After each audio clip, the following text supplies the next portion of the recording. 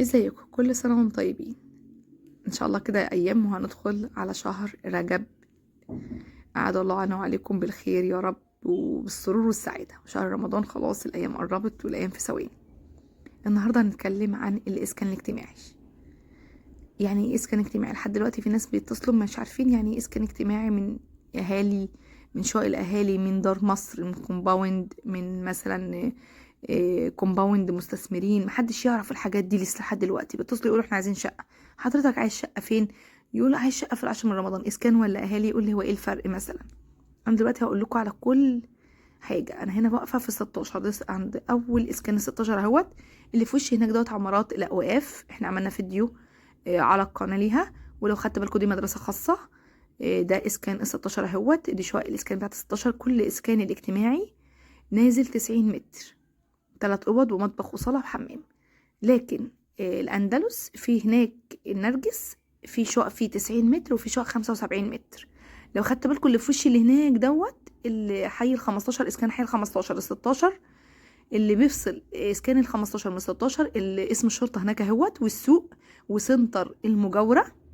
سنتر المجاوره ده فيه خدمات كتير، والسوق بيتحط هناك كده مكان ما الموتوسيكل ده ماشي وراك في الصحراء هناك كده. بيبقى السوق بتاع الخميس والجمعه. في ناس بتبقى عايزة أو ساكنة في الإسكان أو عايزة تيجي تنقل في العاشر من رمضان، مش عارفة يعني إيه إسكان اجتماعي أو تسكن فين أو تروح فين. أو أنا واحدة لوحدي وعايزة أعمل مشروع أروح فين. عايزة أقول حاجة، في ناس بتبقى تسألني كتير بتقول لي أنا عايزة أجي أسكن في العاشر وأنا لوحدي وعايزة أعمل حاجة أو أدخل دخل، أو أنا مش عارفة أشتغل إيه. قلت لكم إن السوق بيبقى موجود خميس وجمعة اللي في وش 16 دوت.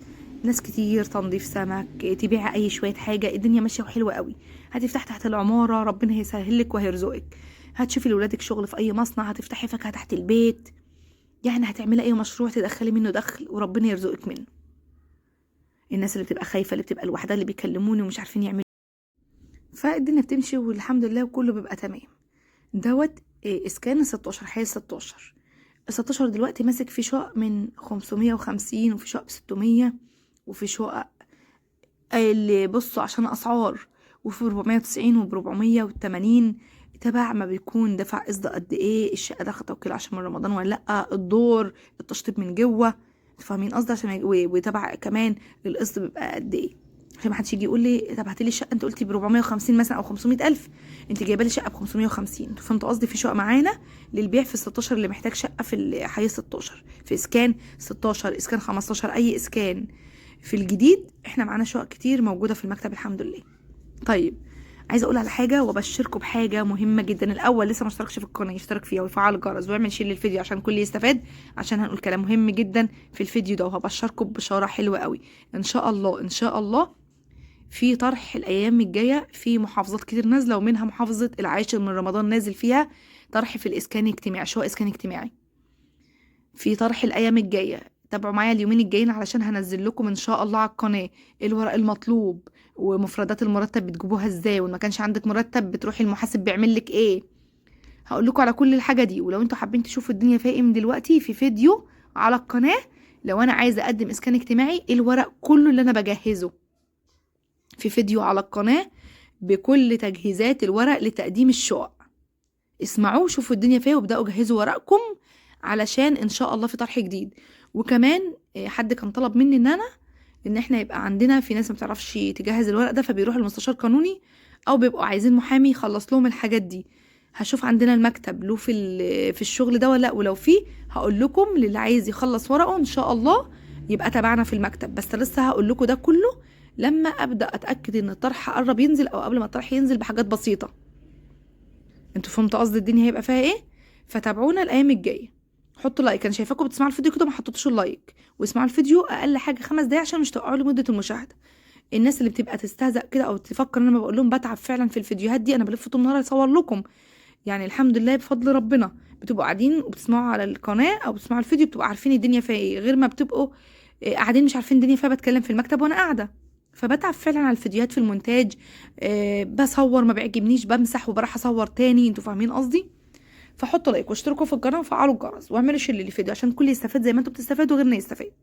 لو عايزين تشتروا اي شقه، عايزين تبيعوا شقه، عايزين تشتروا شقه، عايزين تشتروا اراضي، عايزين تشتروا بيوت، كلموني. رقم في اول الفيديو وفي لمحه فوق.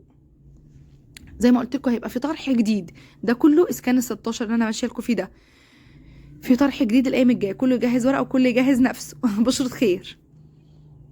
طيب عايزه اقول على حاجه كمان، ده اسكان ال 16. الناس هتقول لي اسكان ال 16، طيب انا عايزه اسكن فين؟ اسكان ال 15، اسكان ال 16، اسكان ال 11، اسكان السبعينات، ال 33 عاد كويس، ال 29، ال 30، ال 32 وال 33. لا ال 32 ما فيهاش اسكان اجتماعي. ال 33 وال 31 ده كله اسكان جديد وكله خدماته اشتغلت، بس الاكتر هنتكلم في ال 15، ال 16، ال 11، 29 وال 30. دول اكتر اسكان مرافقهم اشتغلت، وال 33 وال 31 برضو شغال، لان جنبه ال 32 وجنبه 33، وكمان كل الخدمات شغاله في كل الاحياء دي، او كل الاسكان الاجتماعي بتاع الاحياء اللي انا قلتها دي. طيب ال 16 لو انا عايز اسكان اجتماعي بس عايز حاجه راقيه قوي، اروح ل 16 ولا 15 ولا 11؟ يبقى عليك على ال 11. اللي بعده ال 15 وبعد كده ال 16. محدش يزعل مني من الناس اللي قاعده في 16 طالع عيني ولا راسي، بس انا بروح افرج حد في 16 يقول لي لا ويجي يتفرج في ال 11. هو ال 11 راقي جدا في الاسكان الاجتماعي بتاعه، وراقي جدا جدا جدا عن ال 16 بكتير. محدش يزعل مني، فانا بوضح لكم الدنيا فيا، رغم ان ال 16 غالي لان مرافقه كلها شغاله، وال 11 مرافقه كلها شغاله، بس بتكلم عنها ان هو راقي شويه. ال 11 تحس عشان في وسط بيوت الاهالي وجنبه كام كومباوند مستثمرين كده، فحلو قوي، فالدنيا هناك حلوه قوي. هنا الكنيسه اهيت، انا هنا عند الكنيسه دي في ال 16، في كنيسه كبيره في ال 16، في كل المدارس ابتدائي واعدادي وثانوي، مدرسه كبيره جدا، هدى الشعراوي في الثانويه. السوق في وشه، السجل المدني في وشه، اللي هي ما بين الخدمات في الخدمات بتاعه ال 16 ما بين 15 و 16 اسمه شرطه. شهر عقاري، محلات السنتر، في كل حاجه. احنا 16 في كل حاجه، زيه زي ال 15، زيه زي ال 11، زيه زي ال 29، زيه زي ال 31.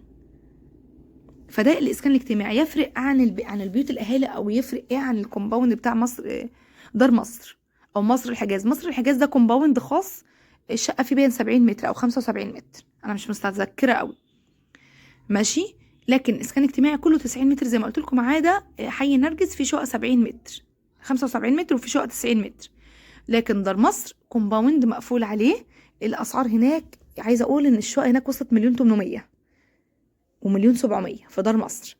لكن الاهالي دي بيوت اهالي، ناس واحد بيبقى عنده قطعه بتاعته بس قطعه كبيره، فيبدا يعملها شقق نص تشطيب ويبدا يبيعها، لا اما واحد بقى يشتري النص تشطيب ده ويشطب ويبدا يبيع.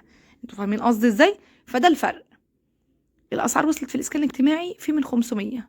للاسف الاسعار رفعت جدا في الاسكان الاجتماعي، بس رفعت في بعض الاحياء لان الاحياء دي بقى لها فتره طويله، فدفعوا مبالغ كبيره، يعني عدوا سنين كتير. انتوا فهمتوا الدنيا ازاي؟ عشان تبقوا عارفين، ممكن تلاقوا شقه ب 400 بتبقى لسه دافعه 3 4 سنين بس، او 3 سنين او سنتين بس. ابو 400 دوت ممكن يكون دافع 3 سنين ولا 3 ونص. نيجي من 500 بيبقى دافع اكتر، 600,000 بيبقى دافع وما عادش عنده الا قسط مده قليله. انا لفت لكم كده 16 وطلعت في وش عماير الاوقاف اهيت. اللي استفاد بقى معانا في الفيديو حط لايك. فهمتوا كده الدنيا فيها ايه؟ وتابعوا الايام الجايه عشان في طرح جديد ان شاء الله، زي ما قلت لكم في طرح اسكان اجتماعي، ومش عارفه المساحات بس سامعه ان المساحات هتبقى كبيره. فكل واحد يبدا، اللي عايز يبدا يجهز ورق واللي عايز يشوف الدنيا فيها ايه. زي ما قلت لكم القناه عليها فيديو لتجهيزات الورق لتقديم شقق الاسكان الاجتماعي او تقديم اي شقق.